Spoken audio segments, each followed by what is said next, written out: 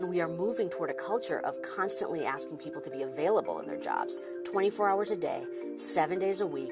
Leaders have to be completely attentionally aware, emotionally regulated, and able to make sound decisions because the rest of their team is going to rely on them. On the other hand, people that aren't the leaders, that are sort of lower in the hierarchy and are receiving these demands, their capacity to pay attention is constantly being challenged. And when we don't have access to our attention, basically everything else starts falling apart. Most recently, what we've been trying to do is figure out if we can bolster attention. We've been using a technique called mindfulness meditation. So mindfulness is a mental mode of being in the present moment without emotional reactivity or being judgmental.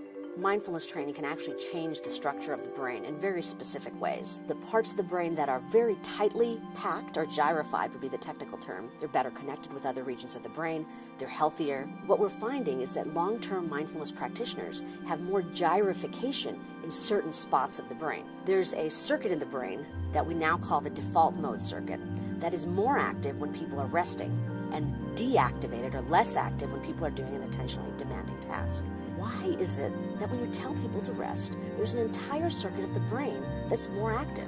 They weren't just simply resting. What they were doing is self-related thinking. Because when you have people simply rest, what they tend to do is planning, ruminating, savoring, all those kind of self-related private thoughts are happening. This mind wandering, this ever-pervasive mind wandering has a lot of bad consequences. When you ask people their mood, it tends to be more negative after they've been mind wandering.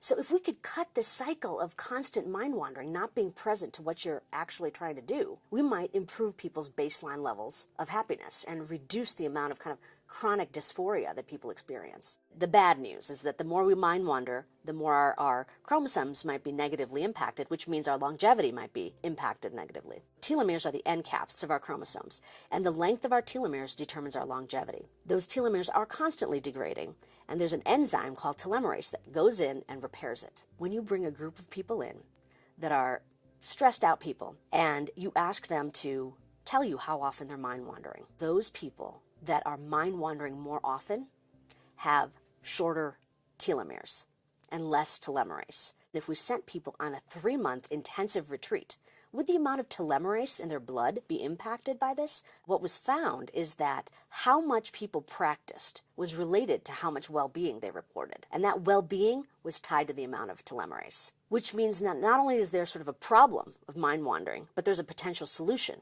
which is this type of contemplative training.